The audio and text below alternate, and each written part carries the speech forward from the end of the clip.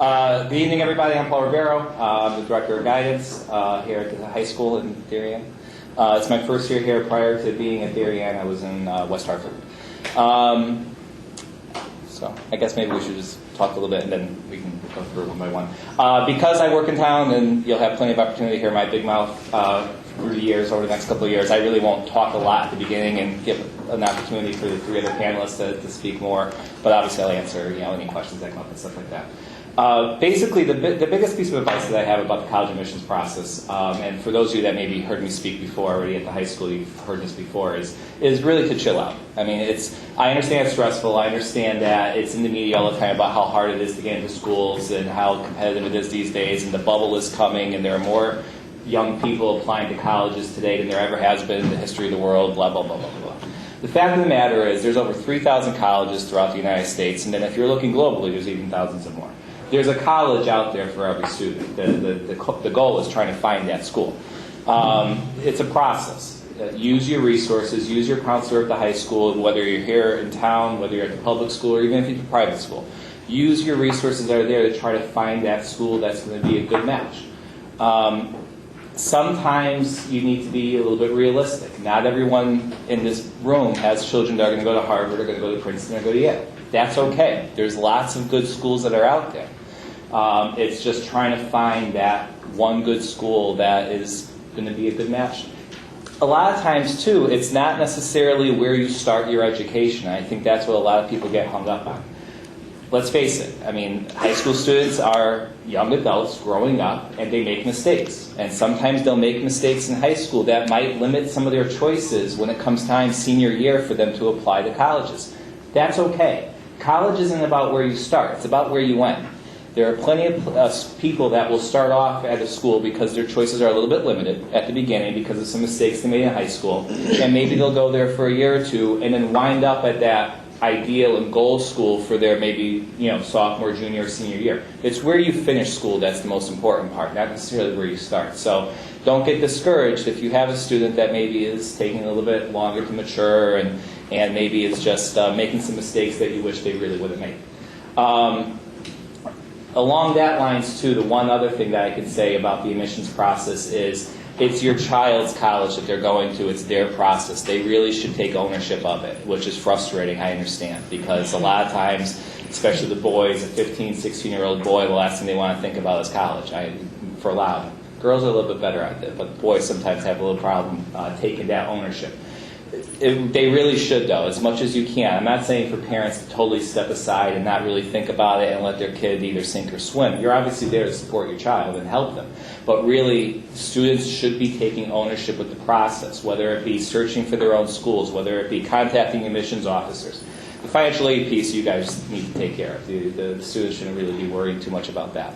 But seriously, students really need to take ownership of it. It's when parents sometimes come in and take control of the process is when problems arise that first year that a student's at a college that they really didn't want to be at because they really didn't have a lot of input into the process. So I know it's hard sometimes to give up some of that and to trust young people to take such a big leap, but it really is important, and we'll talk a little bit more later on about some of the things that maybe schools are doing that see how well a student is going through the process on their own. And that's basically it. The last thing I would say, too, is the college admissions process, it's a once-in-a-lifetime experience. It happens once. You go through high school once, and you try to find that one school, that one college, just one time. You may transfer down the road, but that process is a little bit different. That initial time really only happens once. Try to have fun with the moment, which isn't always fun. There's lots of arguments sometimes. There's lots of stressful conversations that are difficult. But there's also fun times that you can have, too. And really, you only experience it once. I always go back to this one story. And for those of you that heard it, I apologize that I'm repeating it, but I'm going to say it one more time. When I was in high school, I never had the opportunity that that a lot of your students have today by having counselors that are very involved in the process. I saw my high school counselor literally 4 times in 4 years. And I'm a first generation here in the United States. My parents immigrated from Portugal. And so they had no clue what the college process was like. And I sure as heck didn't when I was 16 or 17 years old. So I was applying to colleges all over the place. And I remember I got into this one school that threw me a bunch of money for some reason, Albright College out in Pennsylvania, middle of nowhere, Pennsylvania. And so my mom and I, this little Portuguese woman, we drive out into the sticks of Pennsylvania for hours upon hours upon hours, going out to this school because they threw me a lot of money for some reason. I knew nothing about the college except they offered education. So we're going out there, and I remember driving on the highway, just me and my mom, and she missed the exit that we were supposed to go on. I forget what highway we were on, but we were on one of those highways in Pennsylvania that once you missed the exit, you saw the next sign that said next exit 37 miles down the road. And by this point, my mom and I were in the car for about 4 or 5 hours together, and we were getting on each other's nerves. So my mother's a little old Portuguese woman that doesn't speed, doesn't take a right on red, doesn't do any of that stuff. She, in the middle of the highway, decides to drive over the median and go on the other side and cross because she really couldn't think of a worse thing than spending another 104 miles or whatever it was in the car to go and come back. Those are the things I remember about the college process. It is a once-in-a-lifetime experience. It is something that you should try to enjoy, even though it's not always very enjoyable. So that's all I'm going to talk about for now. So I'll pass it off to Lindsay. Great. Thanks, Paul. My name is Lindsey Slaughter. I am Associate Director of Admission at Fairfield University, so right down the road. I've been in college admission for about 8 years now. I've been at a variety of institutions. I started out at an all-women private institution with about 600 students. Then I worked for a large state institution with about 30,000 students. And then I've been at small private Catholic as well. So I have a wide variety of experience throughout this process. I was a transfer student when I went through my college experience. I started somewhere because they gave me a lot of money, and I thought that's what I needed to do, not only for myself, but for my parents. And that may not have been the right choice, because after the first year I realized I wasn't happy there and wanted to transfer, and I realized I wanted something a little bit different in my experience. So it is important to kind of look at it big picture, but it's also okay if you go through that transfer process as well.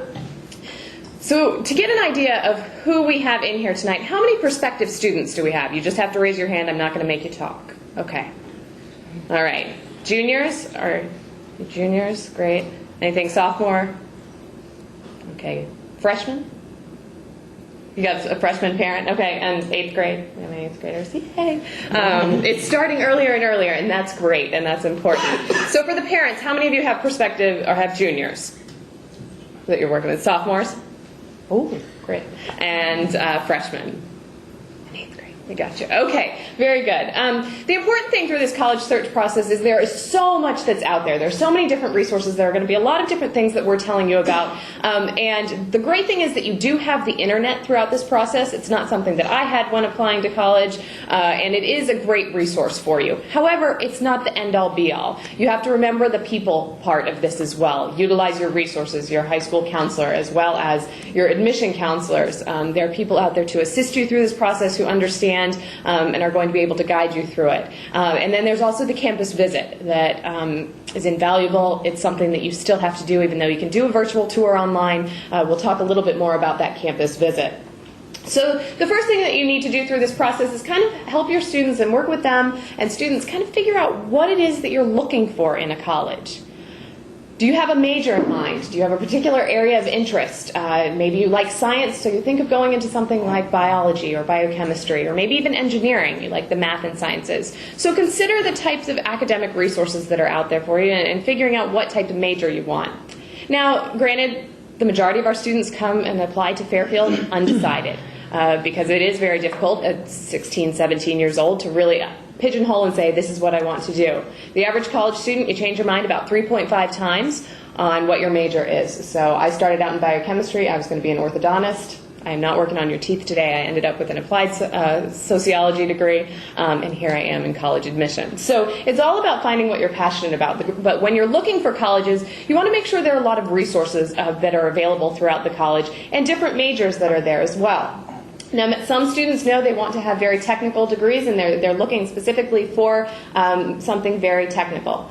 Others may be more of a liberal arts institution and want to really explore the different types of majors. A liberal arts institution will allow you the opportunity to take a core curriculum, take English, philosophy. If it's a religious institution, religion. You take the sciences and the math as well to figure out what is going to be the best place for you. So think about possible area of study. Do you want a 2-year institution or a 4-year institution? Is the financial piece going to come into play? Cost should never determine where you're going to look at colleges, but it should be a factor that you're thinking about, because later on down the line it is going to be a piece that you're going to think about during that decision-making process. Do you want to be in the city? Do you want to be in the suburbs? Do you want to be in the middle of nowhere in a rural area? Those are other pieces to consider.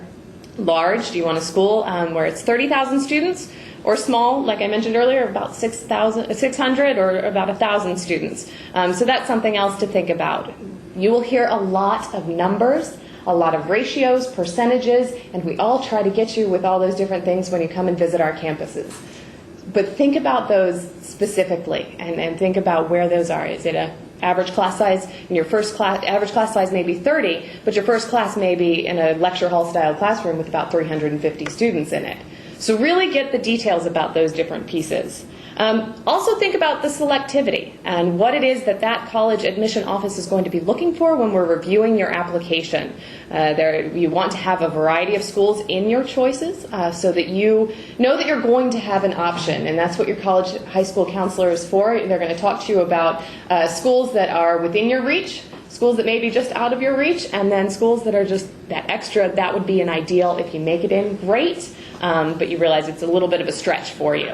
So think about those different pieces. There are a lot of different resources out there. Again, I mentioned online. You have the College Board that is a great resource. Through your high schools, you have something called Naviance. If you haven't heard about it, you soon will.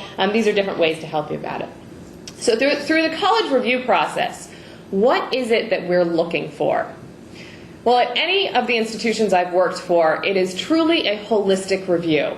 So when I was at an institution where we received over 18,000 applications, we sat and read every single thing that came as part of your application. At Fairfield, I read everything that comes in as part of your application. This year we had a young woman submit a novel that she had written.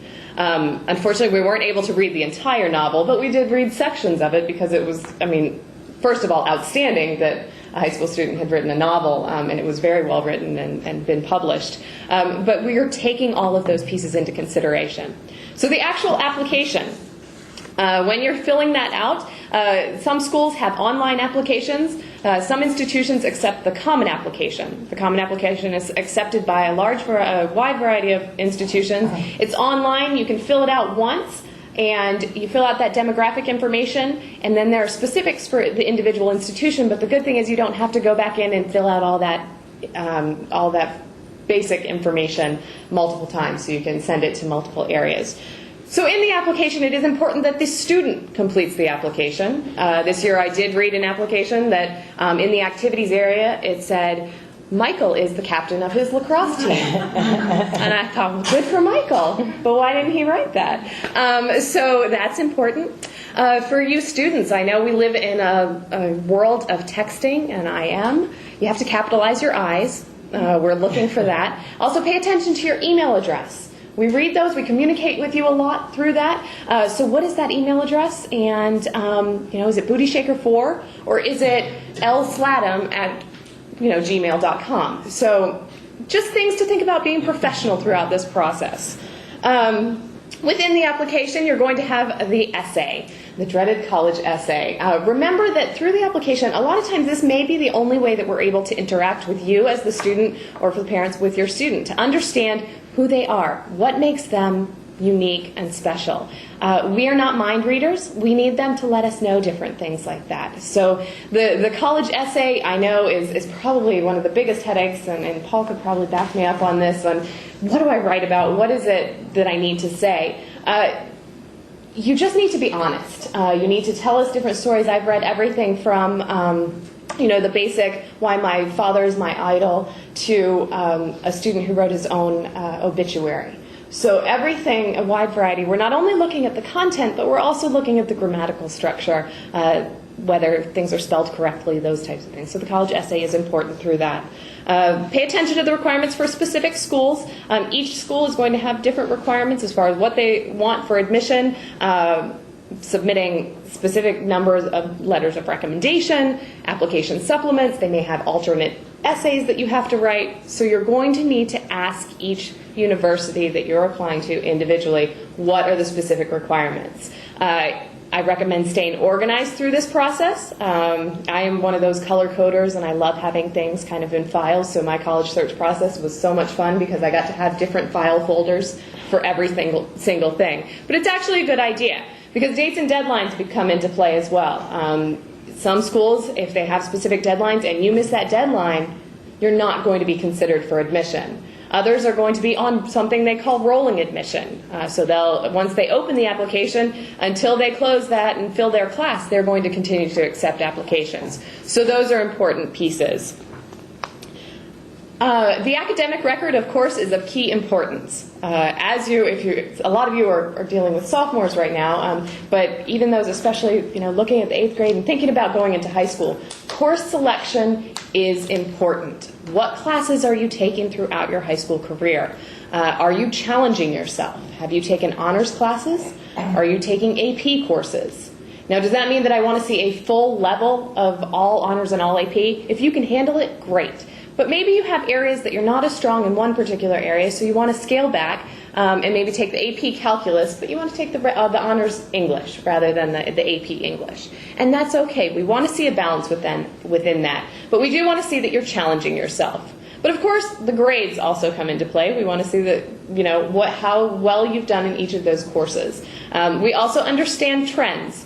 Some students, high school is a rude awakening, and they get to high school and it doesn't start off so great, and that's okay. But then they start to do really well, and so you see that upward trend. Other students, maybe there was a situation that happened in a particular year, a death of a family member or any other situation that may have affected their grades. So we have a lot of illnesses or maybe an athletic injury or something.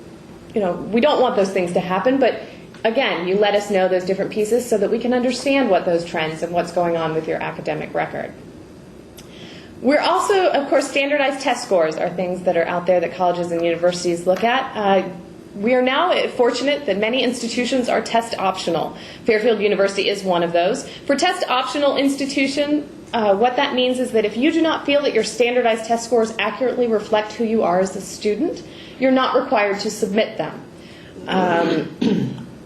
The ACT, the SAT are going to be key pieces. You do still need to take them. I would recommend taking them, even if you're considering all test optional schools.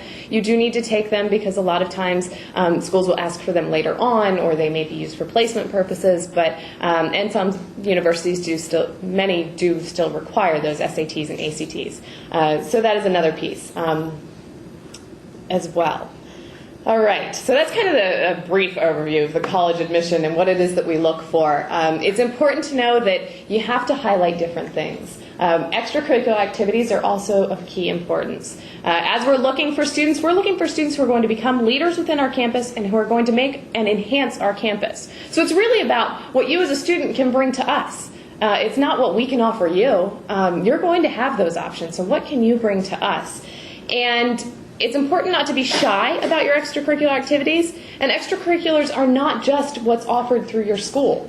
I sat down and interviewed a young man this year, and he was telling me about all the things he was involved in, all his clubs and organizations, and they were great things in the school. But then all of a sudden he happened to mention, oh yeah, and I'm getting my Eagle Scout. And it was like in a passing moment, he didn't feel like mentioning it, but that's a great thing that he's doing outside of the classroom that's important to him. A job is an extracurricular activity. If you have a younger brother or sister that you have to take care of because of family commitments, that's an extracurricular activity. So highlight those pieces. Let us know. The college visit is also of key importance, and we can kind of go into a little bit of detail about, but although you can see things online, the college visit is your time to ask questions. It's when you can actually look at the institution and say, is this going to be the right place for me? Do I feel like I fit in? Do I feel like I belong? Do I relate to the student who's giving me the tour? Are you able to sit in on classes? Do you like the food? Maybe you sit and you eat in the cafeteria and figure out if that's something that's right for you. So you definitely want to experience that. There are a lot of different things we can talk about with the college visit, but it is really a time for you to ask questions. Don't be afraid to ask for us. When you start working with colleges and universities, look online at our websites. You will find that many of us list our admission officers, and in admission offices we typically divide the entire U.S. and the world up into geographic territories. And we each represent particular areas because we get to know the high schools in those areas. We get to know the school counselor as well as the type of curriculum that's available. It's so we can make personal one-on-one connections with you as a student.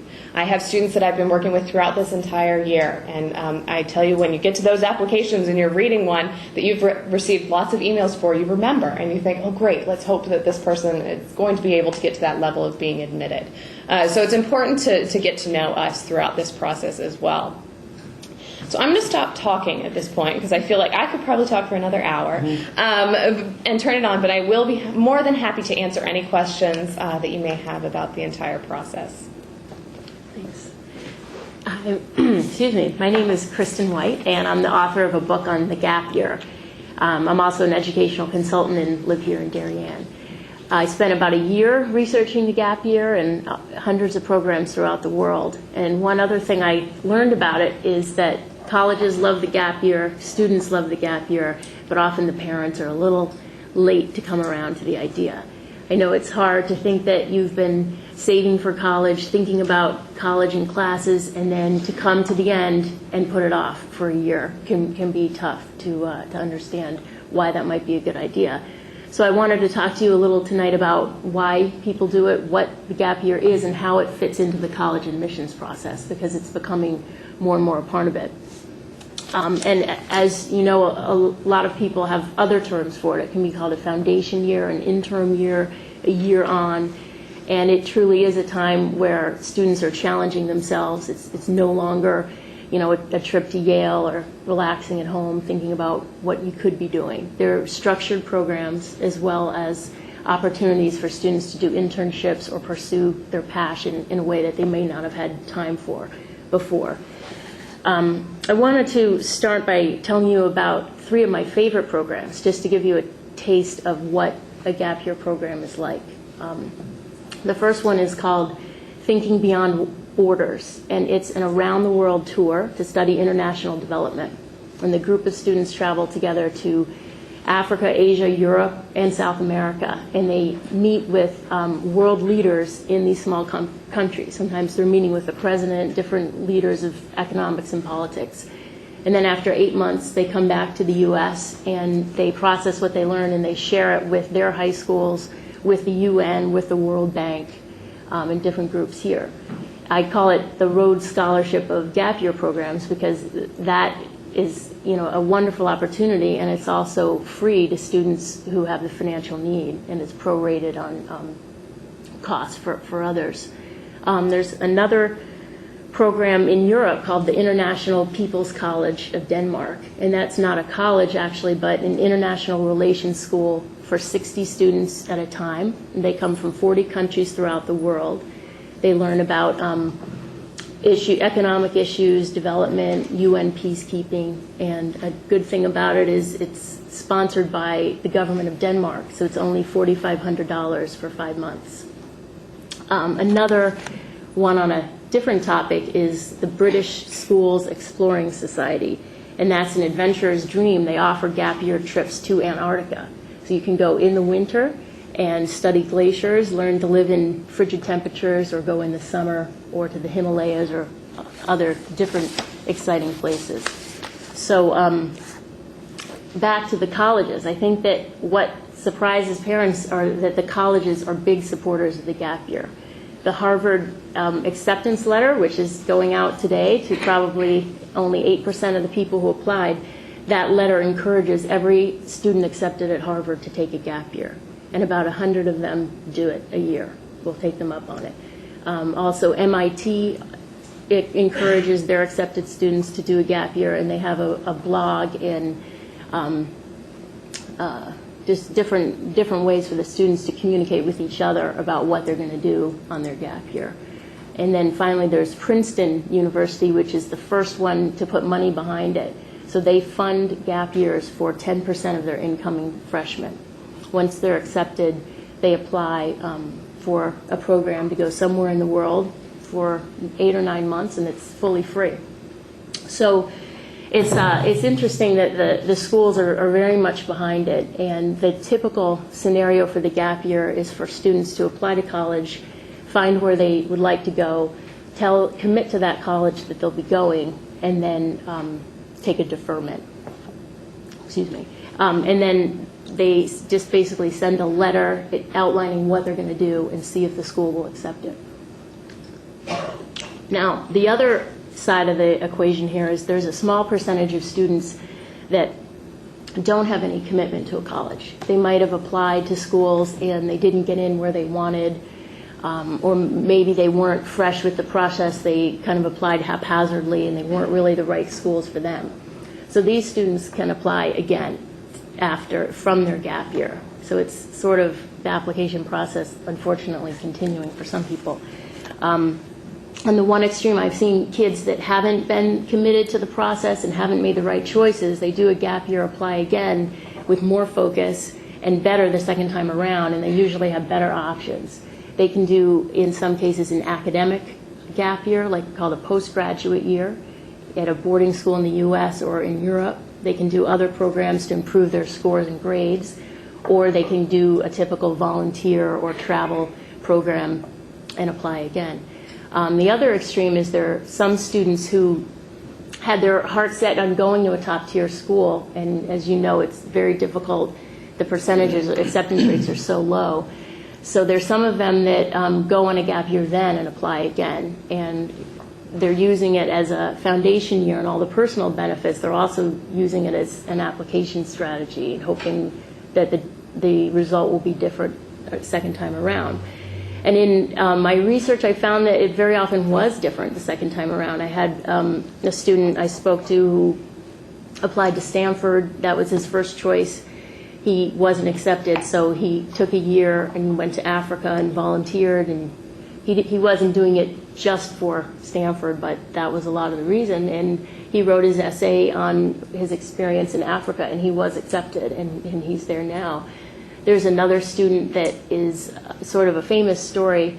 He was denied by MIT, even though he had an invention that won a prize in the Intel science competition.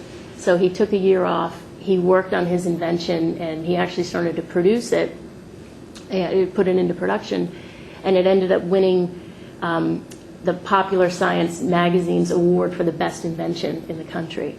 So that at least got MIT's attention, and he was accepted, and he's there now. So I also spoke to the Dean of Admission from Duke about whether he saw that happening. Were there a lot of students applying for the gap year? And he said that it ranges from a handful to 10 to 20 people, but for the most part, they're successful. They have a higher rate of acceptance, and he mentioned one that he knows that went on to become a Rhodes Scholar. And he felt that their experiences that they did during that year played a part in their success in college. So you're probably wondering, what is it that the colleges love so much about this year, and what is it that the students love, and why is it affecting them and making them such better students? I thought I'd read you a couple of quotes from students that did a gap year and are expressing why it was important to them.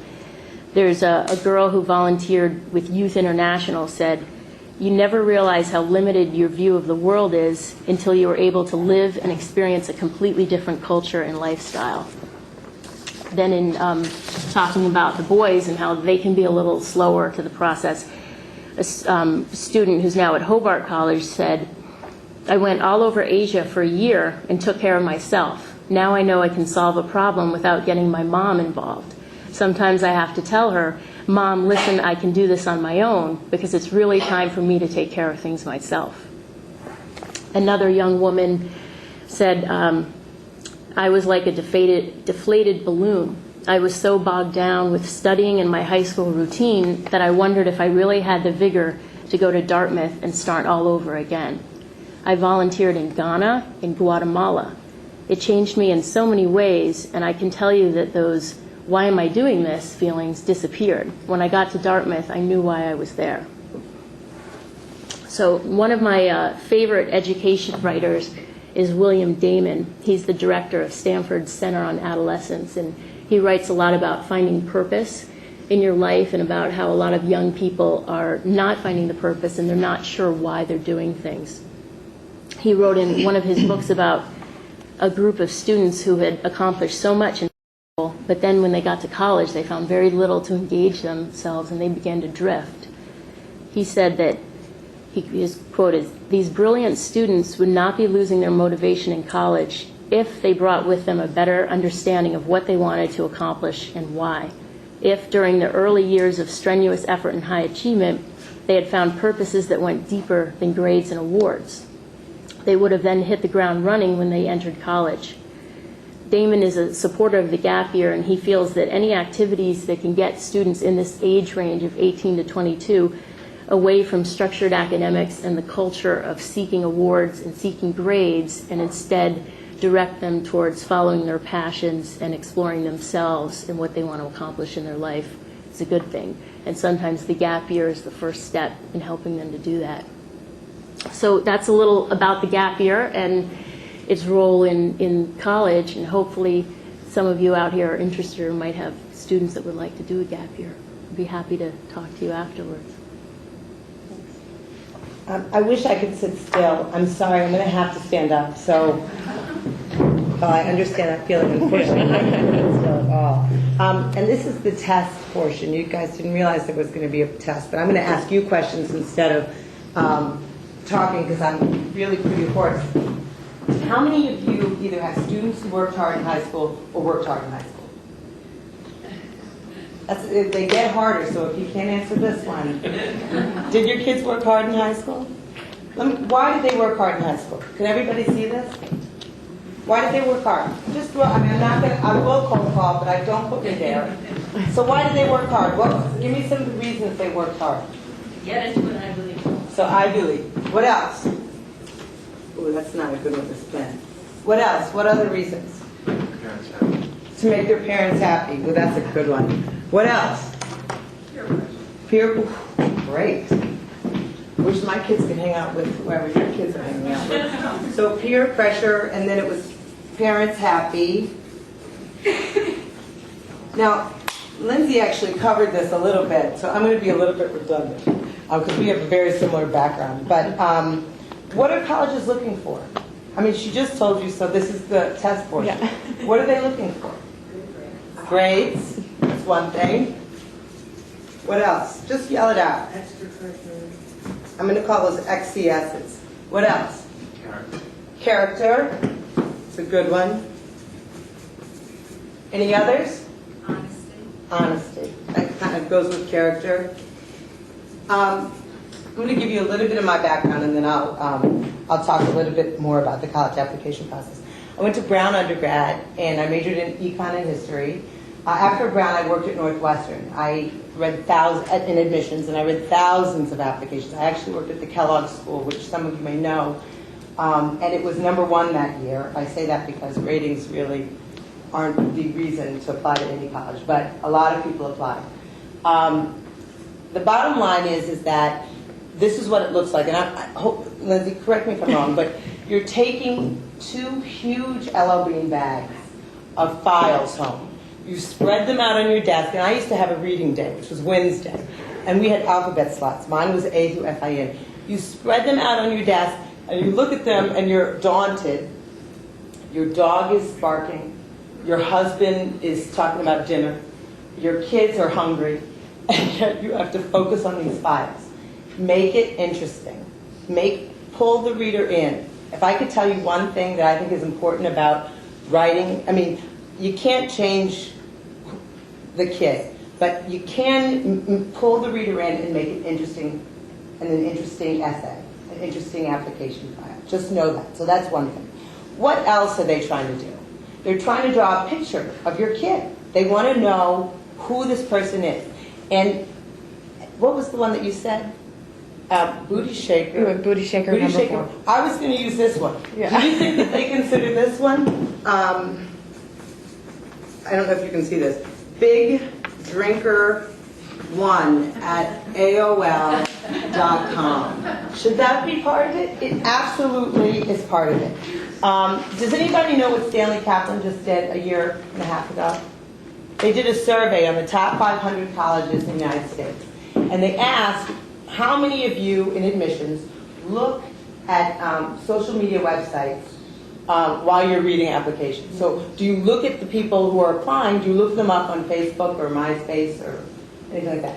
What percentage do you think did? 100%. What else?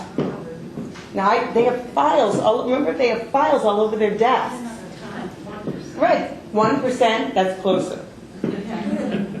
Anybody else? The number is 10%. So that's, that's not bad. But of that 10%, how many of them made decisions based on what they saw that were negative? So how did it impact, how many of them felt more negative about the application after they saw a student on Facebook or MySpace? All of them? Depends on what they saw. So what percentage of them left with a negative feeling about the student? That's what I'm asking. 50 is close. It's actually close to 40%. How many do you think, and they didn't ask this question, but do you think kids were rejected based on what was on their social networking sites? Absolutely. As a matter of fact, and I'm actually going to pass this out. As a matter of fact, I was at a symposium given by Dean James Miller. He was Dean of Admissions at Harvard, at Bowdoin, and he's now the Dean at Brown. And one of the things he said was that every single year, a friend of me gets a kid who's admitted to one of these schools actually kicked out because of what's on MySpace, what's on Facebook. So every single year that happens. It's something to watch out for. So having said that, is the internet bad for the college application process?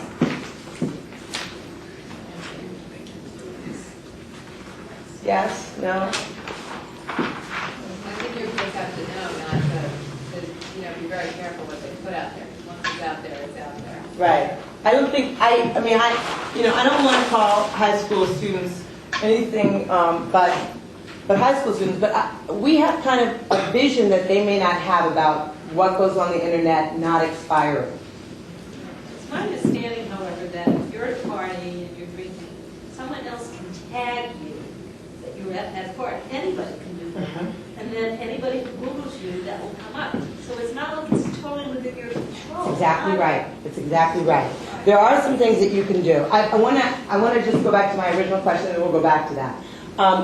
We talked about this. Actually, Lindsay brought up this site, www.commonapp.org. Now you all know of it. Is it a good site or a bad site? It's pretty much a good site. In fact, it's great. I mean, the bottom line is when we were applying to college, didn't you have to send away for those 12 applications or 10 or however many you got, and then you had that card, and then they came back to you, and what if they didn't come back, and all that paper? Remember that? Basically, it's like buying something from LL Bean. It makes it much, much easier. Only problem is, and this is a symposium last week, one of the directors of admission was saying, print it out. So write that down. Print it out before you send it, because sometimes you think you're going to come back to a field and you don't come back to it and you leave it blank. So that happens. Some others I'm going to actually skip through because for time constraints. What about uuniversitytv.com?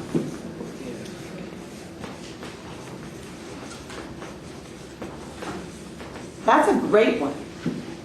Kids who are students walk you through the campus, give you a tour, tell you what their views, of the campus are, and it makes you feel like you've actually been there. And so when you're writing that, well, not when you're writing it, but when your kids are writing it, or some of you are writing, why Lafayette or why Hamilton or whatever, and you haven't visited, University TV, that helps out a lot. Only problem is, it's probably scripted by the admissions office, just so you know. So they're shading the gray here. What about YouTube? What just happened with YouTube and Tufts? Tufts. They're accepting applications with YouTube videos. Exactly. And they said they'll accept them. Right. It's an optional essay YouTube video you can submit. Now here's the problem with that. If you're the girl, and I did see them. If you're the girl who's standing behind her Christmas tree, rapping in the Tufts t-shirt, probably not going to help you. But if you're the kid who's, you know, a concert violinist or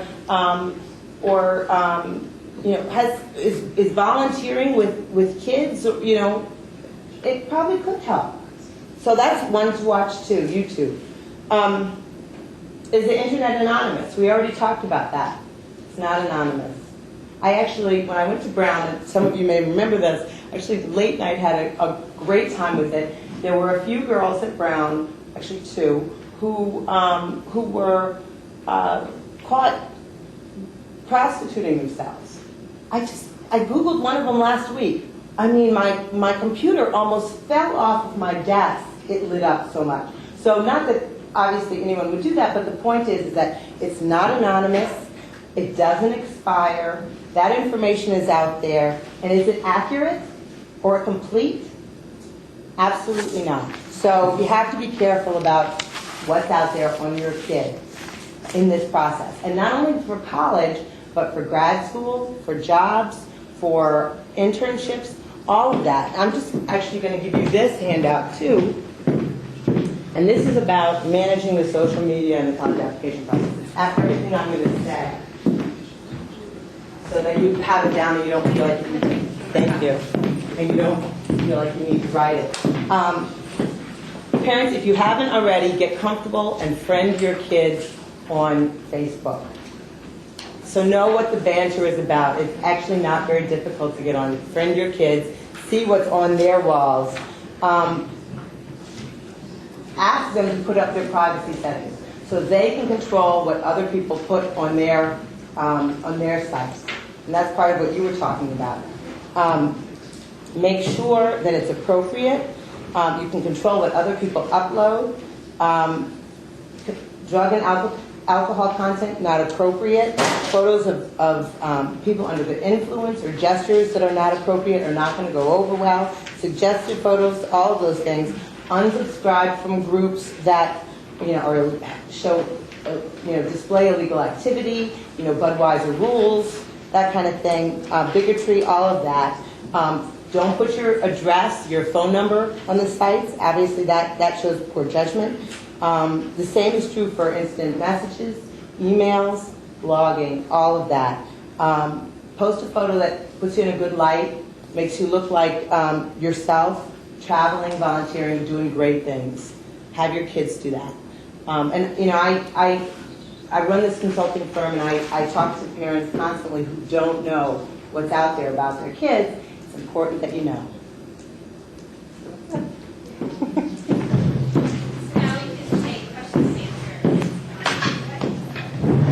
Yep. I had a question about the gap year. How do colleges feel about kids that just travel and don't work or volunteer? I mean, if they're funding themselves or doing just travel. Well, they're a little bit less excited about traveling as a tourist rather than going to a country and getting involved with the culture and getting to know people there.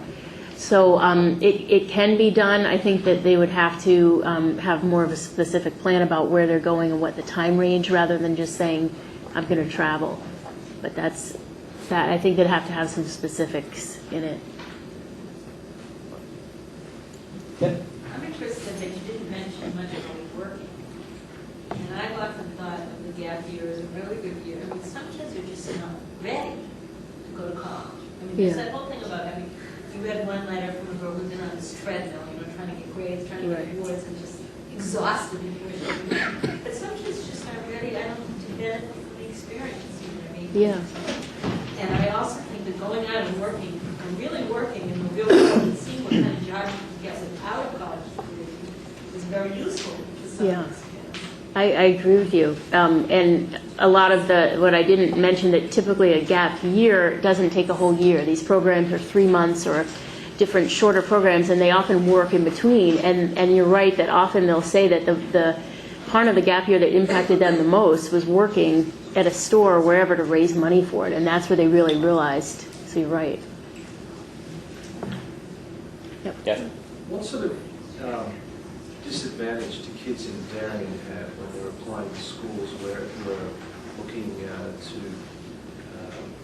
be more diverse, socioeconomically, geographically, racially, etc., etc.? What's your views on that?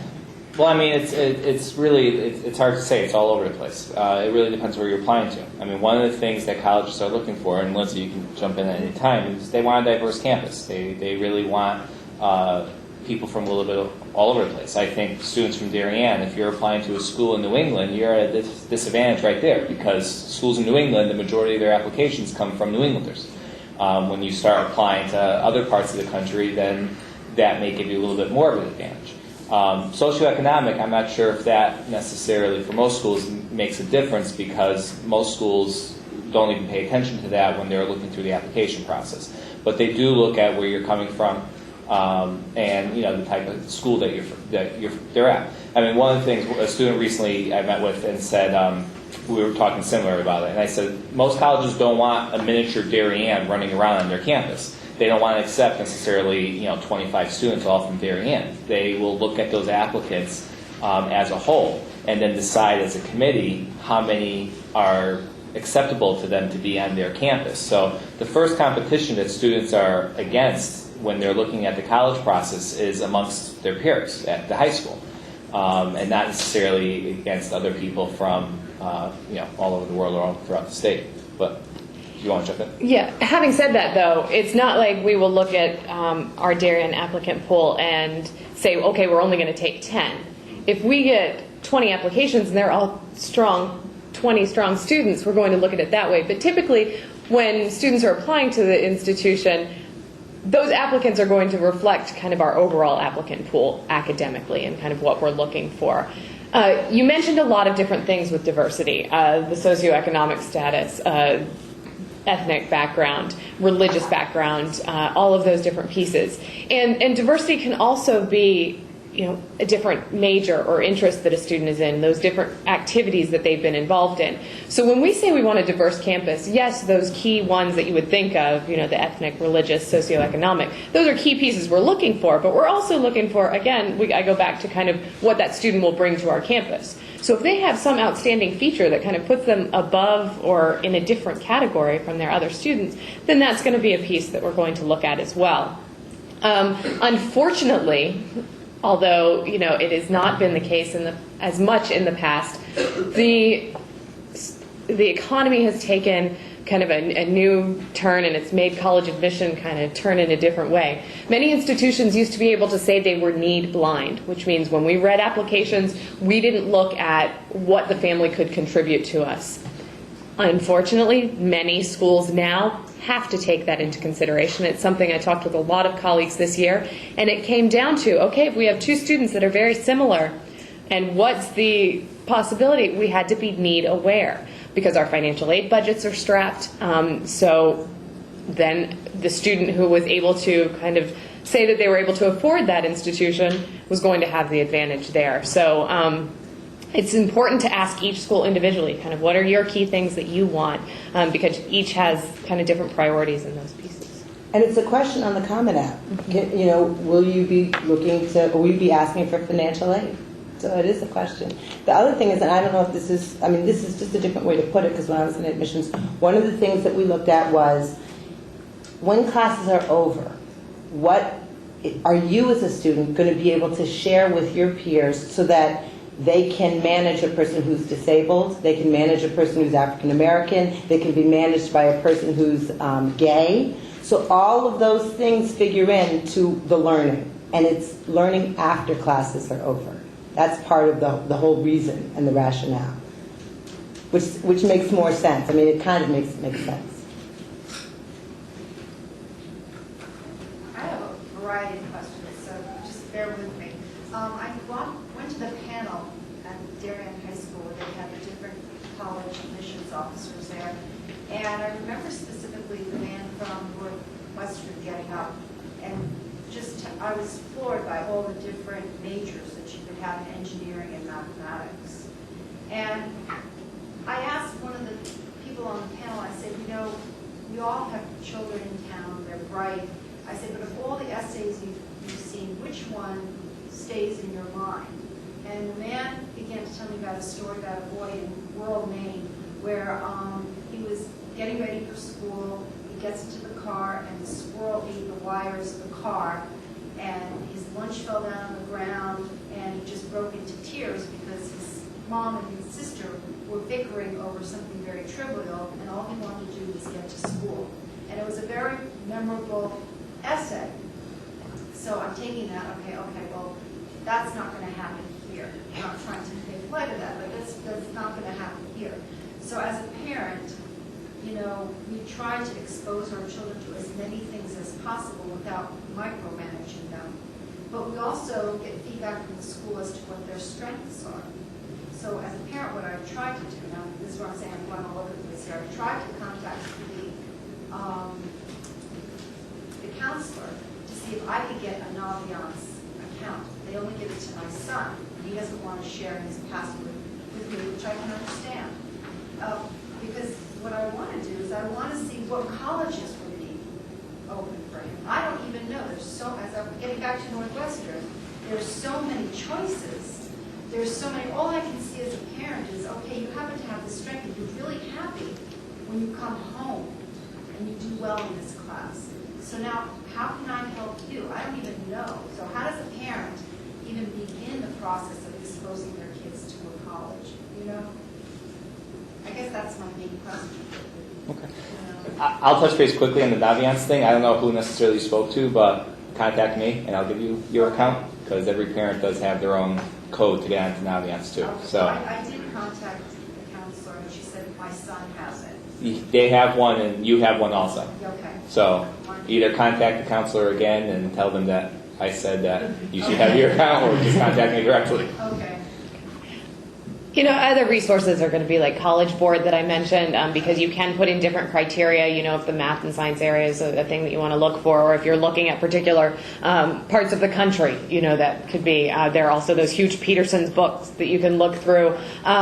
There's so many different kind of pieces out there that you can search, and you're probably never going to find a complete list of what are going to be great options for your son. You know, because something you may never have thought you would consider doesn't ever show up on your radar until later. So you've got those great resources. Naviance is something that's good, and once you get your account, I think you'll be able to see quite a bit there. And the book, I'm sorry. No, go ahead. There are books, there's the college, like let's suppose he's a, I don't know, a skier.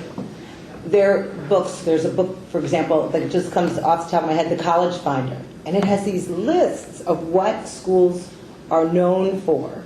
It's called The College Finder. And it will have a list for every, I mean, I've never seen, you know, synchronized skating. It's a list. You know, it's amazing. So if he's like an athlete or there's something in particular, if there's something in particular, you know, if he's an artist, whatever you're looking for, there'll be a list of 50 schools, for example.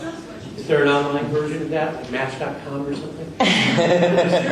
There are a lot of Bunch of different websites. things. I want to say one comes from the College Profiler, I think it's called. You know, I don't know if I'm supposed. If you email me, I'll find it. A lot of for you. websites. Yeah.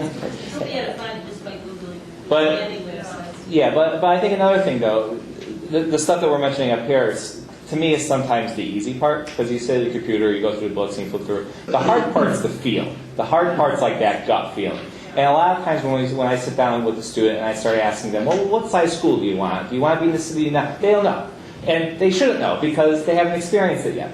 I think a very good thing to do, especially, freshman, sophomore, junior year, when you're going on vacation or you're going away for the weekend or whatever, make an afternoon to go stop by the school. Even if it's not a school necessarily that they might consider, you can still pull away something from it. Even, use your backyard. Go to Fairfield. Consider the size of Fairfield. Walk around campus, do the tour. At Fairfield, this is the type of size it is. I think it's a little too small. I want something a little bit bigger. So then you may not want Fairfield necessarily, but you start to get a sense of what style of school you want. To me, that's the harder part, is that gut feeling or the feel of what you want. The other stuff, there's plenty of resources out there that you can put in your interests. You can put in what subjects you're good at. You can put in GPA, your PSAT scores, and then you're going to get a list of 372 schools, which is fine. But you don't get that feel until you start actually seeing, and a lot of times, I think sometimes when I'm meeting with students and I start asking them questions, they get frustrated. And I say, that's okay, don't get frustrated. I'm asking this because I want you to start thinking about it. Because when you go see schools, these are things you should be asking yourself. Do I like the inner city, or do I really want a campus with walls and grass? I mean, these are some things that you won't know until you get there. You may think you know, but really until you step foot on that campus, you're not really going to know. The other piece, too, are college fairs, because it's where we bring, high schools will do college fairs as well as we do big national college fairs. In fact, there's one in Hartford next week. Thursday. Yeah, Thursday and Friday. And if you want the specific times, I can give you those in a little bit. I don't have them off the top of my head. But you go and hundreds of colleges and universities are represented. So it gives you the opportunity to speak one-on-one with an admission representative to kind of get that idea. You know, what are your most popular majors? What's the average GPA SAT? So it kind of gives you that introduction. And then once spring break comes around, you can make a list. Okay, so we're going to go to North Carolina. What schools can we hit while we're there? There are a lot of them there. You can target different pieces. And even if it is just to go on tours or just to do that piece, it's important to get that. But the college fairs give you a lot of exposure as well. The college fair, by the way, Thursday. It's Thursday. The morning 9 to session 11. is 9 to like 11:30. 11:30. Evening is 6 to about 8 or 8:30, and then Friday, same thing. It's like 9 to like 11:30, 12. Yep. My question is for Lindsey. I think you mentioned you work at 3 or 4 colleges, including Fairfield. Now, can you talk about, how the colleges, assuming that all members of the common and assuming the states who it's not or have applications fairly similar, how do each of the colleges approach reading the applications? Will you give different instructions to the deans of admission? Are they all essentially taking the same information and then somehow come to different conclusions? It is. It's a similar process. The college admission process is similar across the board. We're all looking at those main criteria and the way that we're looking at an individual student. There are certain pieces that some institutions may use as more important than others. When I worked at the large state institution, I was the only person that read that application. So I was the sole person. When I signed off on it, it meant I made the decision and I said, yes, that student was admitted, or no, that student was not admitted. A little bit of a pressure. Everywhere else that I've been, it's either been multiple readers, to where I may be the first reader and my dean of admission may have been the second reader. Typically, it is going to be that process where more than one person will take the application into consideration. We also sit on application committees to where we read our applications and present the application to the rest of our colleagues and why we feel that student should be admitted to the university or why they shouldn't be. So that's also going to be a piece that comes into play, that we have the opportunity to advocate for your student. And if I can advocate for your student and I can say that I've met them 3 or 4 times, that's going to help me being able to support that student and why I feel they would be a good candidate for our institution. So that's something. The other thing to think about now, many of colleges and universities, we are paperless. So you read, rather than having that big long table of applications, it's on a computer screen. So that's the other piece. I know Yale, they have their dual computer screens and they're presenting, and so once we enter our information of why I support certain pieces, that would then be kind of submitted to the other colleagues and they all read it and review and discuss together. So it's typically a collaborative process when we're making these final decisions. But is it fair to say that it's 95% the same information except for supplemental? Yes. For the most part, it's that demographic information. You will have a college essay. I know students submit the same college essay for all 12 institutions they're applying for. I'm not naive to think that, the one that comes to Fairfield is specifically for me, even if it does indicate my name in there. Because oftentimes I will get one that indicates Sacred Heart in there. And I think, yeah, not us. So that's why, yes, that general information is going to be relatively the same. Lindsey brings up a good point, though, that I think with the competitiveness of college admissions, that's becoming more and more important. You're going through the process, junior year, you find, though, that 2 or 3 schools that really have come up to the top, they're your favorite school, okay? You really want to demonstrate to those schools how badly you want to be there.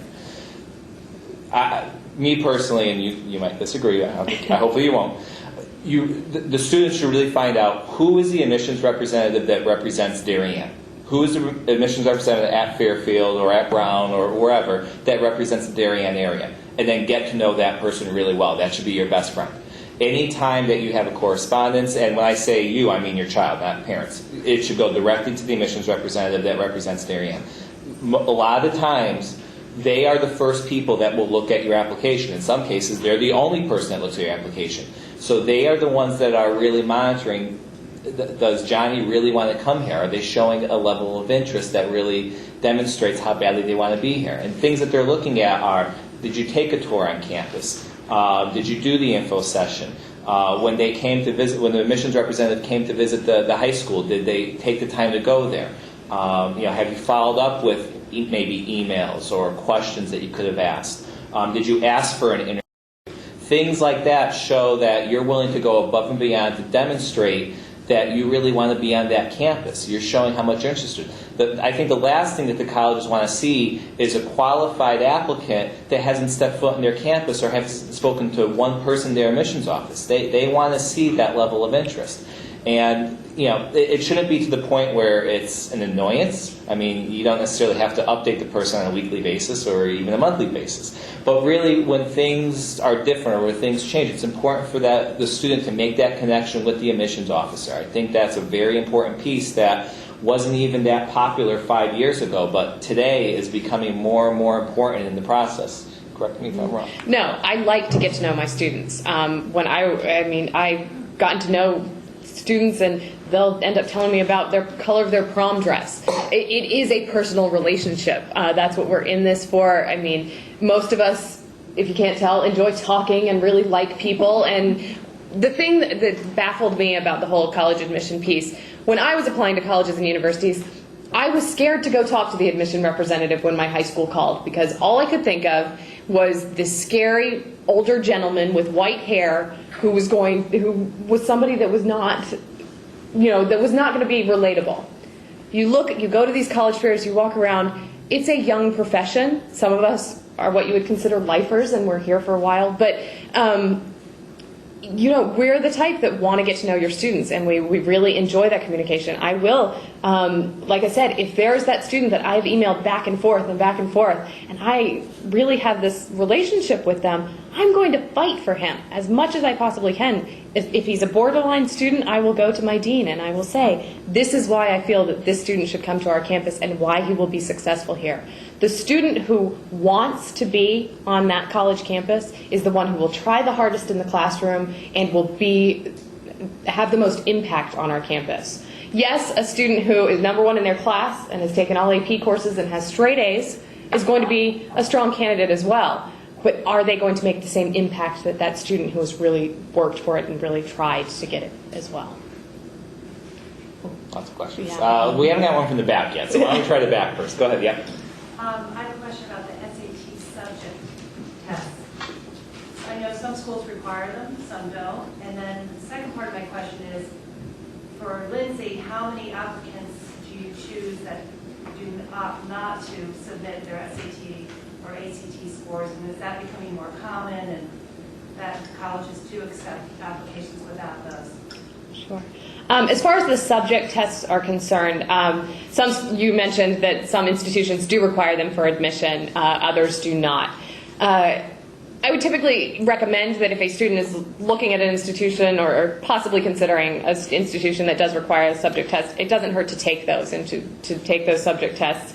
Typically they will require 2. For institutions that don't require them, a lot of times they will use your subject test scores for placement purposes. So, if you took a math subject test, then you're going to be placed in a particular calculus for that level. So it's helpful to be able to have that. As far as the number of institutions and the test optional piece, this is certainly a current topic in the college admission field. It's something that we are seeing quite a few, and a couple in your backyard went test optional this past year. Both Fairfield and Sacred Heart both went test optional. This year, because it was our first year, of course we had no idea what to expect. We kind of were looking at statistics and seeing what other institutions had experienced, especially other institutions that were similar to Fairfield. For instance, Holy Cross, about 25% of their applicant pool chose not to submit their standardized test scores. For us this first year, it was right around 13% did not submit their scores. Reasons for that, I think, one, awareness. I think there were some students out there that may not have realized that we were test optional. There were also some students who may have been scared not to submit their test score because, they're going to think that my test scores aren't great. But that's not the case. When we talk about our averages, a lot of times institutions will say, well, our mid 50 percentile for our SAT scores is between this number and this number. So 25% above and 25% below. And that's something you have to consider. It doesn't mean that if you don't fall within that range, you shouldn't submit your scores. What that means is, and I kind of, to scale it down for students I normally am talking to them, I say, if you open your test scores and you get that excited feeling, like, oh my gosh, Mom, look at what I got, send your scores. If you got them and you were somewhat disappointed and you realize, oh, I really could have done much better, then maybe you're the type of student that would choose not to send your score.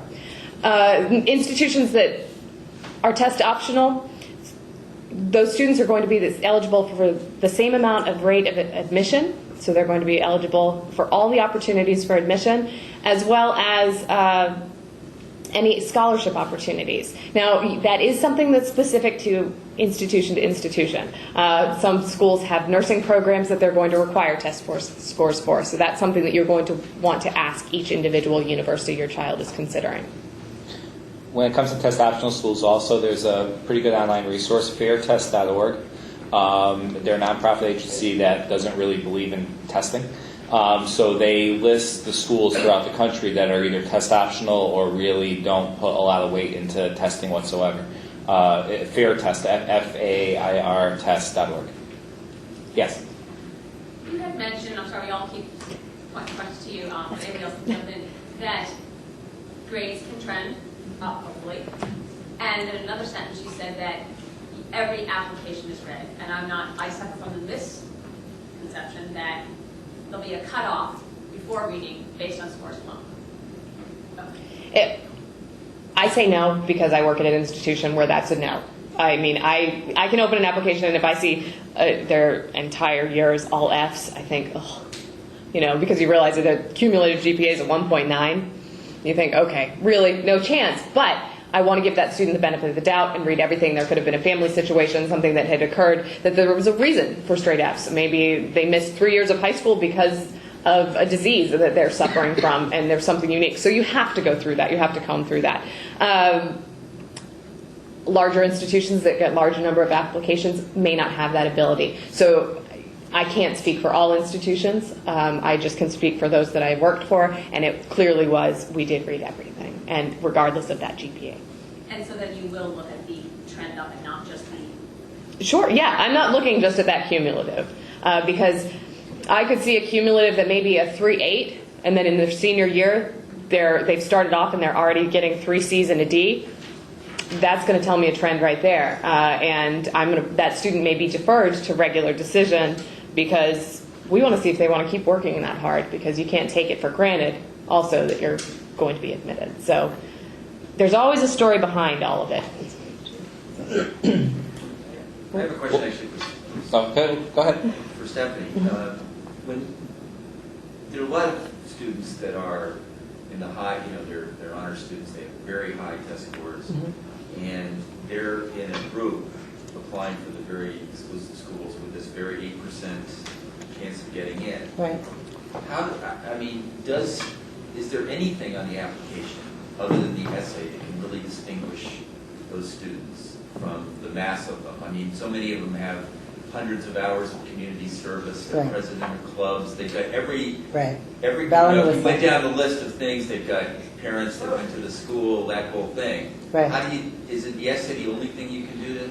Well, the extracurriculars do stand out, and they are different. I mean, and correct me if I'm wrong, Lindsay, but I always call these qualities the 4 horsemen of admissions: leadership, initiative, team skill, and interpersonal skill. And there's one other horseman, and he's very rare. In fact, I've never seen him before. You may have. And that's like Bill Gates and Tiger Woods before the scandal, and all, all of those people who are just. And the other thing is, and then I'm going to get back to your question, but there's an elusive group of people who universities don't like to talk about called dean's admits. And they circumvent the whole process. They're the kids whose parents, contributed to the library in huge, sums. So if you see that there are 1,000 kids who are admitted every year to this school, they're probably 994 or whatever. The essays are hugely important. And this year I had a student, and this is my home run, without, proselytizing too much. I had a student whose first choice was Northeastern. And, it was probably a target for him, so I thought he'd definitely get in. But he got in and he got $40,000. I would never have guessed that, except that his essay, and it's funny because sometimes parents get it wrong. And, his mother was looking at me and going, Skippy has no leadership. Sorry. So as I talked to this kid, one of the things that he'd done is to work with the ambulance corps in his town. And he talked in one of his essays about helping to extract a woman from a car with gas spilling out of it, and how he worked with a team with these other guys who were much older than him to get this woman out of the car. And as I look back on why he got money, because, I'm trying to get all my clients, I'm trying to get them to retire early, but why this kid got money versus other kids who didn't, is it leadership? I mean, is it the initiative to sign up for that? Is it character? So all those things, I think, figure in, and I think it's hard to, you have to differentiate yourselves in the essays from the list of extracurriculars. Although not having the extracurriculars, I think, means that you won't bring anything to the campus, so that's kind of like a mark against you. I hope that answers the question. We're just going to take 2 more questions. Of course, you're welcome to chat. Yeah, we'll stick around. I mean, We have a student raising their hand, so we're going to take their question over anybody else's. Go right ahead. So I suppose this is really for you because you're in college admissions. If there's a student who's been in like an advanced class for 2 years, would you prefer to see that student have maybe a B- in the advanced class and then drop down and start getting B pluses, A-, or would you prefer them to be like B- straight through their entire high school? that is probably one of the most common questions I do get, so good for you for bringing it up. Of course, we'd prefer to see a student in all advanced classes with all A's, right? But we realize that that's probably, that may not be a possibility. We do want to see that you're challenging yourself. However, we don't want to see that you're overwhelmed. So if you are taking all advanced courses and you are getting maybe that B- range, which isn't terrible, but it may not be where you want to be. Think about, as I mentioned earlier, kind of scaling back in the areas where you don't feel that you necessarily are as strong. So maintaining that higher level academic courses within those higher subjects, but maybe scale back in one subject to allow you more of an opportunity to concentrate on what you're successful on, to maybe pull that up to a B+. So you have an advanced course with a B+, and then you get an A in the regular level course or something of that. So we are looking for a balance. And it's also important to continue to take academic courses in your senior year. A lot of times students tend to get to their senior year and they realize, oh, well, I've only got my English requirement that's left because I need 4 years of English, but then the rest of it I don't need to worry about, and I can take whatever the elective courses are that are available. No. Think of your 12th grade year as a stepping stone, because really college, your first year, is your 13th grade. You're coming to us, it's just like going from middle school to high school. It's going to be high school to college, you're just in a different area, and your parents aren't there necessarily to tell you when to study. But you're still going to have to study, and you're still going to have to do that piece. So in your senior year, you still want to have that challenge as well. Could you just, and I know you're running out of time, but just the early decision process. And my question, I guess, to be specific is sometimes I have a junior, and sometimes I hear people saying that when their children that are ahead of mine have applied for ED, I would say a large amount of the people I maybe just happen to know are applying ED to schools that they know are kind of a reach for their kid. And I guess I'm perplexed a little bit by that, because I mean, well, as a reach, I mean, aren't the ED kids the kids that they, know that they really want, that fill all their criteria, versus the kid who maybe on the general app doesn't, stands out, like you're saying, for whatever reason, but that they couldn't really take them on an ED basis. I'm kind of confused about how that all works, or what you guys do in those situations, or who you pick, I guess. I think the important thing first is to understand the terminology. Early decision, for those of you who don't know, early decision is for students who say that they're choosing an institution, and they say that that institution is exactly where to go, they want to go. If admitted, they will withdraw applications from any other institution they're considering. There's also early action. Early action will have similar deadlines within November, early November or late October. Early action is a non-binding agreement. So a student can apply early action to a number of institutions and still get admitted and have until May 1st, May 1st being the confirmation of enrollment deadline universally for colleges and universities. But they can apply early action, get admitted, hear a decision by January, and then have all of the spring to figure it out. So it's important to understand the early decision versus early action. For early decision, typically that's going to be a smaller applicant pool for institutions because there aren't as many students that are willing to commit to that level. That is when you can apply to those higher level reach schools because you're saying, I am that dedicated to this institution, and if admitted, that's where I'm going to be, and I want to be on campus. So if you're kind of in that area where you could be there at a slight reach, they're going to reach out to you and say, okay, maybe that, we'll take a chance on that student. Early action, it's beneficial to apply early. First of all, it makes it a lot easier down the road because you have more time to figure it out. It does also say, we see that our students that are more likely to yield with us, yield meaning that they come to us and deposit, apply early action because you're more excited about getting those done first, and a lot of times they want to be admitted early action so that you have that piece. A lot of students may then choose to apply regular decision, whether you got deferred from one of your first schools, the early decision didn't work out, you were put in the regular decision pool, or maybe you want us to see a little bit more of your senior year grades because we've seen that upward you're seeing that upward trend, and we want to see a little bit more out of your senior year. So it's important to understand those differences throughout. I don't know. Unfortunately, though, college admissions itself, it's the difficult part about it is that everybody doesn't do the same exact thing. So what Lindsey said was 98% right about early decision and early action. There are a handful of schools out there that do their own thing. They call it early action, but it doesn't follow the same rules as everybody else does. So you just got to be like Yale's one. So you just got to be aware of what the rules are for any place that's early decision or early action because they do differ here or there. And then the other thing too about deciding to apply early decision.